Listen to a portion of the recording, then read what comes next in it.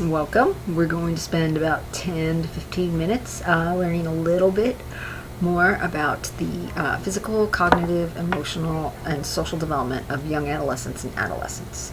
We're going to start with the physical. Greetings, everyone. We're going to spend the next 10 to 15 minutes learning a little bit more about the physical, cognitive, emotional, and social development of young adolescents and adolescents. You may want to create a graphic organizer like the one shown here on this slide, or another note-taking tool just to write down key points about each type of development in both early and late adolescence.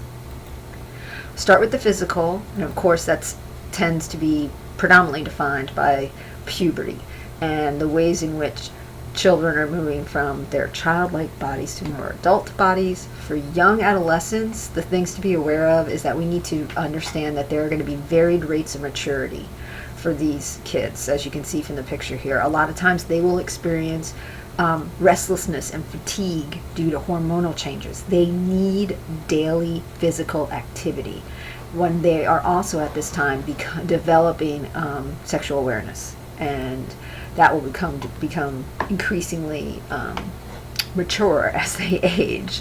Another thing to think about is they are very much concerned with bodily changes. As for adolescents, older adolescents, their physical development, again, the puberty experience is on a continuum. So some of them will still be going through puberty even in their late adolescence. Things that define physical development for adolescents, though, have to do with their huge appetite and also the ways in which they may suffer from lots of issues with sleep. And of course, we already mentioned that there's going to be a concern with bodily changes and also how they are perceived by others when it comes to their looks. For cognitive development, we're going to refer to Piaget's theory of cognitive development. He defined 4 basic stages of cognitive development. And for our purposes, because we're focusing on young adolescents and adolescents, we're talking primarily about what he called the concrete operational stage and the formal operational stage. The basic difference between these two is that in the concrete operational stage, abstract thinking is a little bit beyond the reach of someone who's in that stage. They're starting to learn how to think abstractly, and that is the primary difference between young adolescents and adolescents when it comes to their cognitive development. Young adolescence is in the transition from thinking period from concrete thinking to abstract thinking, whereas the adolescent is much more capable of abstract thinking, able to manipulate ideas and imagine or solve really complex problems in ways that the young adolescent is not. When it comes to emotional development for young adolescents, the image that typically comes to mind is that of the roller coaster because they tend to be what some would call emotionally volatile. They are happy one minute, sad the next, mad, and then glad. The thing that we also want to be aware of is that they tend to be very self-conscious and highly sensitive to personal criticism during this stage of young adolescence. The other thing that identifies the emotional development of young adolescents is that they perceive this quote-unquote imaginary audience. There's this belief that their behavior is the focus of other people's attentions, and so they constantly feel like they're under the microscope. Even whether or not that's true doesn't matter. That's how they experience it. And that impacts their emotions in the sense that during this period, a lot of young adolescents will experience a drop in self-esteem because they feel like everybody's watching them and they're not measuring up in ways that they believe others expect. At the same time, they are very focused on themselves, even though there's this tension because they have this tendency to think that what happens to them is unique to them, nobody has ever experienced before, it's all about me. For adolescents, the difference in terms of the emotional development is they're less focused on what other people think. Their self-esteem is steadily rising throughout this period, and they're increasingly focused on constructing their identity, who they are.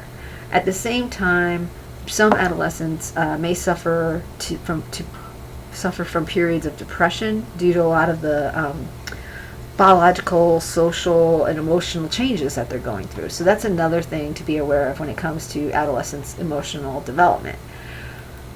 Finally, they also are really increasingly moving toward independence, and they are seeking independence and authority and power, along with nurturance and guidance at the same time. So while they want that sense of independence, and that's what they need emotionally, they also want to make sure that we're there to provide support. Finally, when it comes to social development, I think it's no mystery that relationships, with whether they're with peers or significant other or family or friends, are at the heart of young adolescents and adolescents' social development. For young adolescents, typically this means same-sex peer groups that they'll form friendships.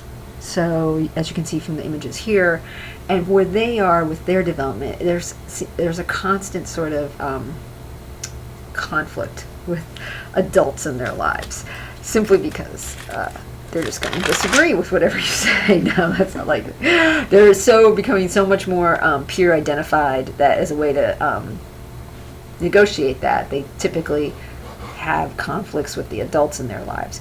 For older adolescents, or those in later adolescence, it is the romantic relationship that has become perhaps paramount for them. Not that they don't still honor and hold their peer and their friendships in high regard, but that romance has sort of trumped their friends.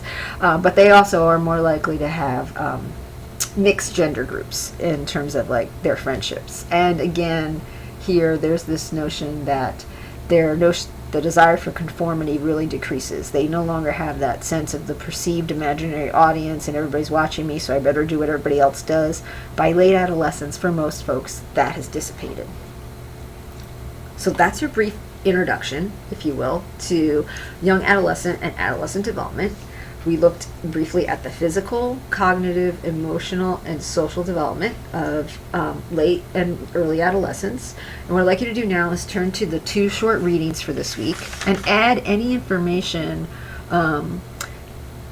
that you would like to the notes that you've taken from this screencast, and then use these to create your body biographies. Remember, you're creating one body biography for adolescent and one for a young adolescent. So you should show up with 2.